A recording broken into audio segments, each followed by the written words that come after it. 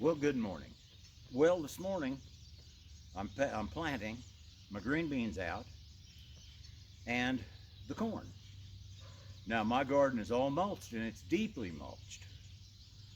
And so it's a little more complicated direct planting.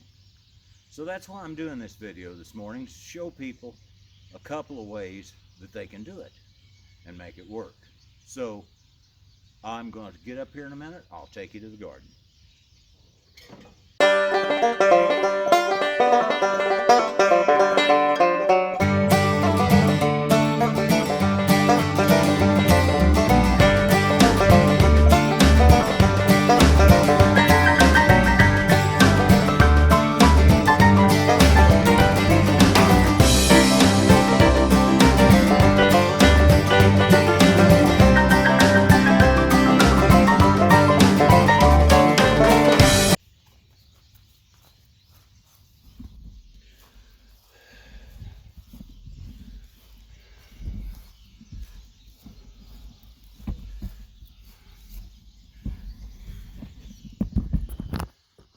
Well, all right, now this is where I planted the green beans. And I apologize. I thought I was filming when I put the seeds in the ground, but I wasn't. Now this row goes all the way down, goes across the end of this bed, and all the way back. So it's probably 30 some feet. I ended up planting 65 beans. That's exactly what it came out to. So that'll give you an idea. Now, what I did is drove the mulch back, just got in there with my hands and pulled at it and pushed at it and made a furrow. Then I took a wheelbarrow full of potting mix mixed with rabbit manure and shoveled a nice layer of that down that furrow. Now that little layer of dirt will help keep that seed. It kind of helps keep the mulch back a little bit. And at the same time, it puts the fertilizer, the rabbit manure, right where you want it, where your seed's growing, okay? So that's what I did. That's one method, one way to hold your mulch, help hold your mulch back for the few days it's going to take for these beans to come up. Now, once they come up, they'll grow fast. It's getting warm out. In fact, today it's higher 70s, so I'm kind of sweating a little bit right now. Just got done doing all that. So that's one method. And this is what I did last year for green beans. And like I say, I've quit taking my rabbit manure and just scattering it out over the whole bed. It worked, but it wasn't ideal. I found out that since the rabbit manure is so mild, I can put the manure right where the seed is. So now that's what I do. All right, now move over here to the corn. Let's see if we can see down inside one of these little devils. All right. Now, see, I get this out of the way. This is unnecessary. All right. Now there's a little box. And I have 14 of these little boxes. Okay.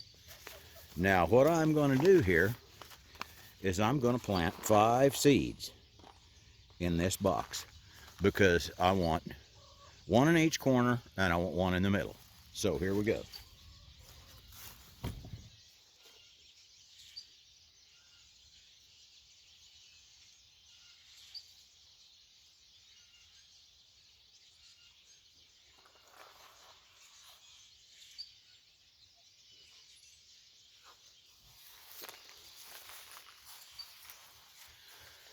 All right, now it's going to rain tomorrow, I think, pretty much.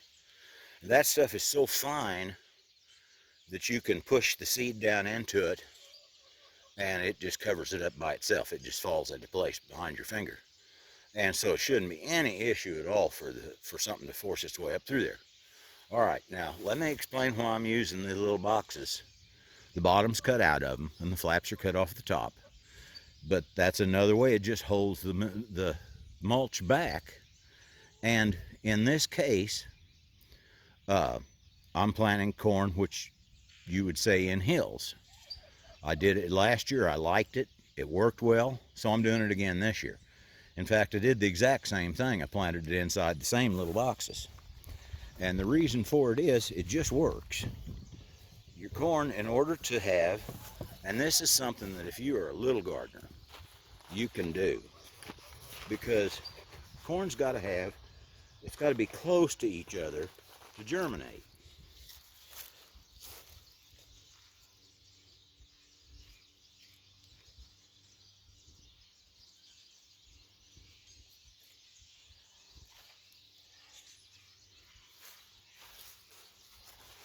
And if it's not close enough, because the pollen's going to fall from the tassel onto the silks, and that's how it's germinated. So if you have like one row of corn all by itself, it doesn't germinate very well. You don't get very many kernels on your cob.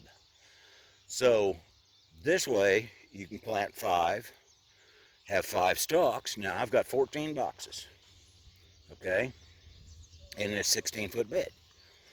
So I've got, basically, if 5 seeds come up in 14 boxes, okay, that's a lot. That's enough stalks of corn to amount to something.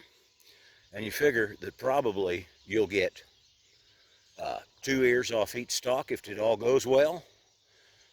You know, that's pretty good. So now that I know they don't all come up, I'll have a couple that will, you know, a box or 2 here and there that maybe it only gets a couple of stalks, but that's still enough if it's right next to each other for pollination. And so it works really well. So, all right, let's finish this deal up.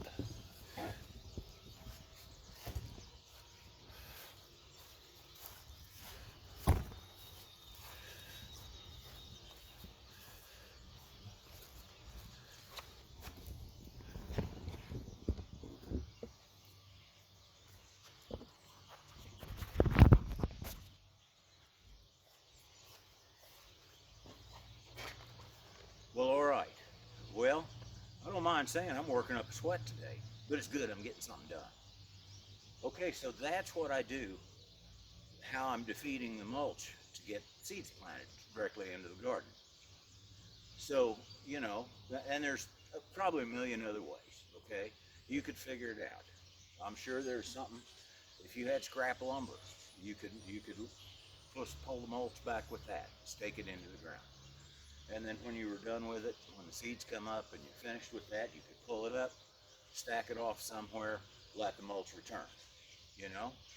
Now what I like to do is go in later on and put some additional, just plain rabbit manure on top, okay? Now, if you don't have rabbit manure, use what you have. Use anything, okay? Use compost if you've got compost. There's nothing wrong with compost. You know, the whole idea of a garden like mine is that you're composting in place. That's a new term. It used to be Ruth Stout method. Now they call it composting in place, but that's what you're doing, see? By adding manure and keeping it mulched all the time, that mulch is always decomposing on where it touches the soil. So it's always adding to your garden.